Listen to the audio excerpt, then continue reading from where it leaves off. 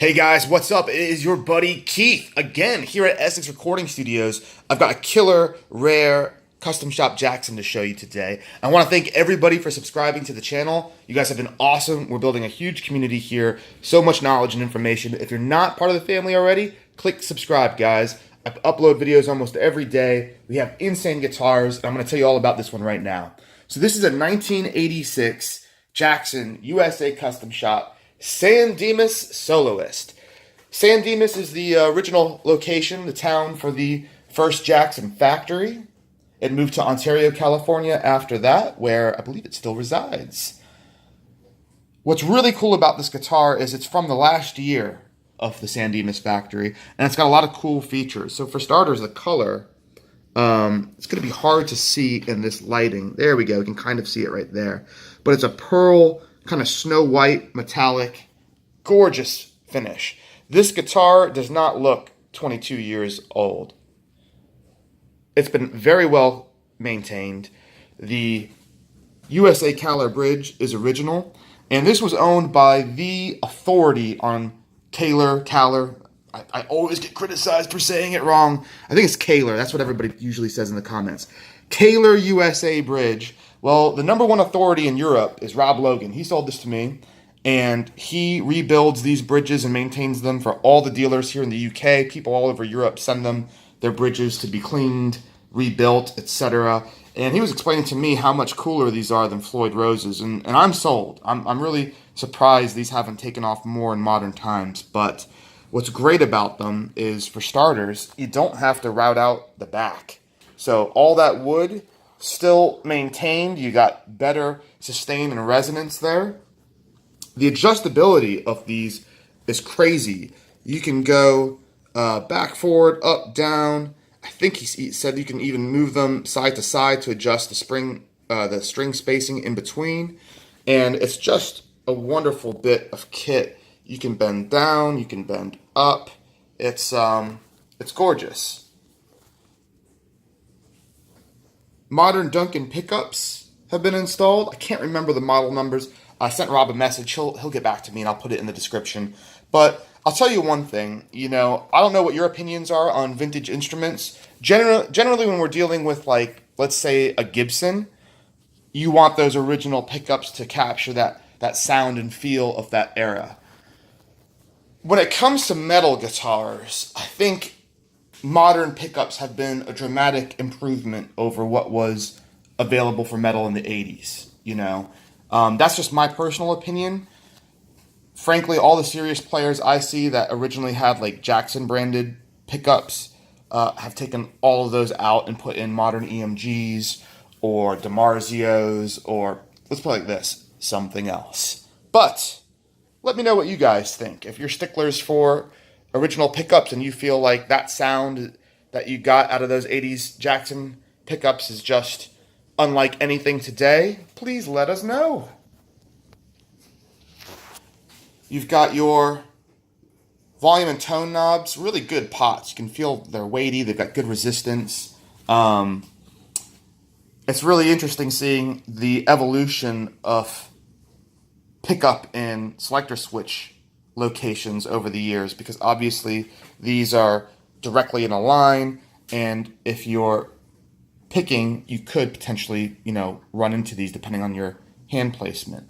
I know on the David Ellefson Jackson Custom Shop Megadeth bass, he has all of his controls now kind of like swooped like this because he plays bass with a pick and he doesn't want to run into knobs. But that's how these custom shop soloists came back in the 80s, and that's just part of the mystique.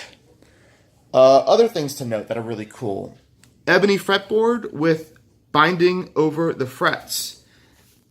And the binding looks like, I'm sure it probably wasn't back then original ivory, real ivory, but it has that ivory kind of texture. I don't know why they do it. I don't know if it's made to just emulate and replicate ivory, or if it is for some other purpose. These days it's all smooth, but let me know if you guys have any insight into why that is. Of course, the signature mother of pearl Jackson shark fin inlays, and I love that white 80s Jackson USA logo. It's so cool and so appropriate for this guitar with this finish. What else? What else? Let's flip her over, and you'll see another neat feature of these Dimas Jacksons, and that is the neck heel. Look at how thick and solid that is. The feel of the necks, the profile is very different on these Dimas soloists than modern soloists, and they're just a bit more weighty and solid, in my opinion. I definitely dig the feel of it. And again, that metallic kind of pearl white finish carries on throughout the whole guitar. It's pre-Jackson logo tuners, so I think those came out in '87 on the Ontario models. But back then, they didn't have the logo on the back. And it wouldn't be a Jackson if it didn't have a headstock chip. Unfortunate, but go get some whiteout or some nail polish and fix that bad boy up if it really bothers you. Just let you know it's really a vintage instrument. There's a couple other little boo-boos here and there, but overall, guys, I mean, give me a break. This thing's a 22-year-old metal guitar, and it looks awesome. You've got the brushed metal backplate, signature from Jackson's, which I always appreciated. I don't know, can we get in focus, camera? There we go.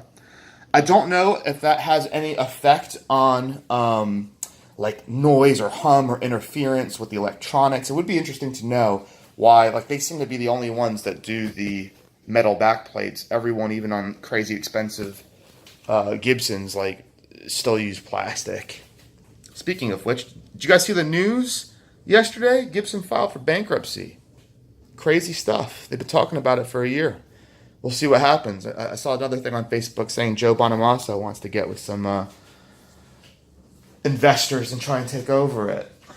We will see what happens, guys. Well, that is the '86 USA Dimas Custom Shop Jackson, boys and girls. I shouldn't. Oh, no truss rod cover. Annoying, but go get one made or find one on eBay cheap. They pop up now and then. Serial number. Let's see here. Can you see it? There's the J1817.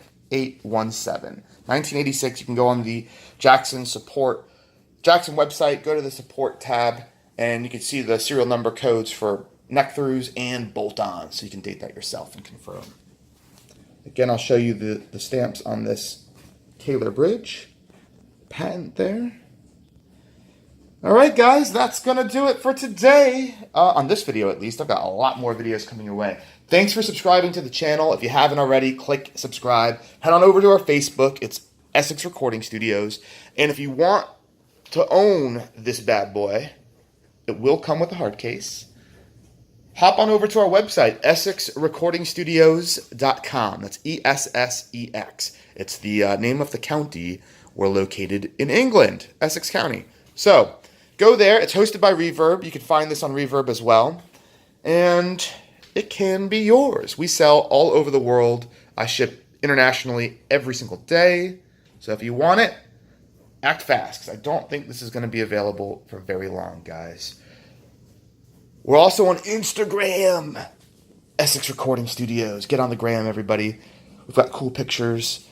I'm going to do one today of all of our Marshall amps. I'm going to upload that so you can see that and click like. All right, next guitar coming up is going to be another Roswell Rhodes. I think I've got 4 of them right now. Holy smokes. 1 aluminum, 1 blue sparkle, and 2 black. I'm a big fan of these Roswells now. I can't get enough of them. So that video coming up next. See you all soon. Bye.